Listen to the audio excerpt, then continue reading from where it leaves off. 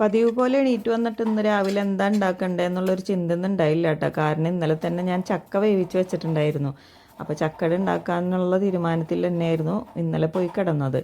അപ്പോൾ രാവിലെ തന്നെ എണീറ്റ് വന്ന് അതിലോട്ട് ശർക്കര നീര് ഒഴിച്ചു കൊടുത്ത് നന്നായിട്ട് തിളപ്പിക്കാൻ വേണ്ടി വെച്ചിട്ടുണ്ട്. അപ്പോൾ പൊടിയിലോട്ട് കുറച്ച് ഉപ്പിട്ട് കൊടുത്തിട്ടുണ്ട്. പിന്നെ അതേ നാളികേരം ചിരകി വെച്ചിട്ടുണ്ട്. പിന്നെ ഇന്നത്തെയും പോലെ പഴവും മുട്ടയൊക്കെ പുഴുങ്ങാൻ വെച്ചിട്ടുണ്ട്. അപ്പോഴേക്കും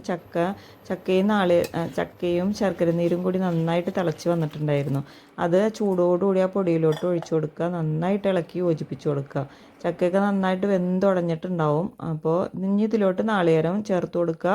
പിന്നെ ചെറിയ ജീരകവും ഏലക്ക പൊടിച്ചതും കൂടിയാണ് ചേർത്ത് കൊടുക്കുന്നത്. അത് നന്നായിട്ട് ഇളക്കി യോജിപ്പിച്ച് കഴിഞ്ഞാൽ പിന്നെ ഇതിലൊന്നും ചേർക്കാനില്ല, ഇത്ര തന്നെ ഉള്ളൂ. നന്നായിട്ട് യോജിപ്പിക്കലാണ് അടുത്ത പണി.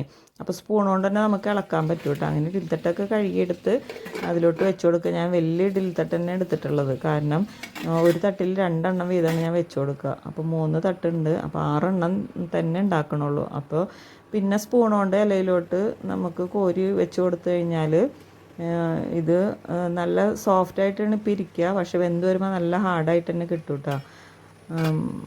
ഞാൻ മുമ്പ് വേറൊരു വിധത്തിൽ ചക്കട ഉണ്ടാക്കിയ വീഡിയോ ഞാൻ ഇട്ടിട്ടുണ്ടായിരുന്നു.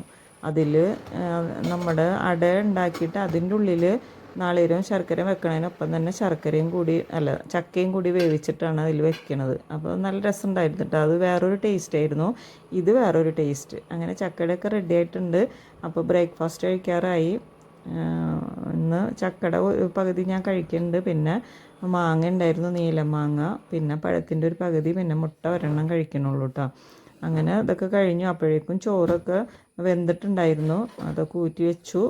പിന്നെ ഇന്ന് പണികളെന്ന് പറഞ്ഞാൽ കറിപ്പണികളൊന്നും ചെയ്യാനില്ല. കുറച്ച് ഓംലെറ്റ് ഉണ്ടാക്കണം, പിന്നെ സാമ്പാർ ഇരിക്കുന്നുണ്ട്, പിന്നെ ഉപ്പേരികളായിട്ട് ചെറുപയർ ഉപ്പേരിയും കൊത്തമര ഉപ്പേരി വെച്ചതൊക്കെ ഇരിക്കുന്നുണ്ട്. അപ്പോൾ ഓംലെറ്റ് മാത്രമേ ഉണ്ടാക്കേണ്ട ആവശ്യമുള്ളൂ. അപ്പോൾ മോൾക്ക് പോകേണ്ട കാരണം, അവൾക്ക് ഭക്ഷണം വേഗം കൊടുക്കണ കാരണം എല്ലാം വേഗം ഉണ്ടാക്കി വെച്ചിട്ടാണ് കുളിക്കാനൊക്കെ പോവുക. അങ്ങനെ എല്ലാം റെഡിയാക്കി ചൂടാക്കിയൊക്കെ ഇതേ വെച്ചിട്ടുണ്ട്. അപ്പോൾ അവൾ കഴിക്കാൻ വന്ന്. അപ്പോൾ ഇത് നല്ല മഴ പെയ്യുന്നുണ്ട് കേട്ടോ. അപ്പോൾ അത് കാരണം അവളെ ബസ് സ്റ്റോപ്പിൽ കൊണ്ടാക്കി കൊടുക്കാമെന്ന് പറഞ്ഞിട്ട് ഞങ്ങൾ പോയതാണ്. മഴയുള്ള ദിവസങ്ങളിൽ ബൈക്കുമ്പോൾ പോകാൻ പറ്റില്ലല്ലോ. അങ്ങനെ അവിടെ കൊണ്ടാക്കി കൊടുത്ത് പിന്നെ ഞങ്ങൾ തിരിച്ച് വന്ന് ഫുഡ് കഴിച്ചു. അപ്പോൾ ഇന്നത്തെ വീഡിയോ ഇത്രയേ ഉള്ളൂ. എല്ലാവർക്കും വീഡിയോ ഇഷ്ടമായി ലൈക്ക് ചെയ്യുക, ഷെയർ ചെയ്യുക, സബ്സ്ക്രൈബ് ചെയ്യുക. Tata bye bye.